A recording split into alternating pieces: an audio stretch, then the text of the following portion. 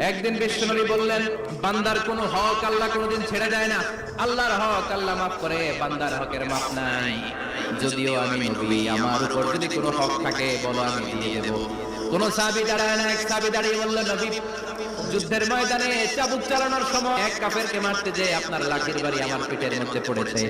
আপনি যেহেতু এই কিসাসটা আদায় করতে চান, আপনার পিঠে আমি লাঠির বাড়ি মেরে এটারে শপথ করে দিতে চাই। বিশ্বনবী বললেন, আসো, তুমি এসে আমার পিঠে লাঠি দিয়ে চাবুক দিয়ে বাড়ি মারো। সাহাবী বলে, ও নবী, যখন আপনি আমার চাবুকটা পিঠের মধ্যে মেরেছেন, আমার পিঠে তখন জামা ছিল না।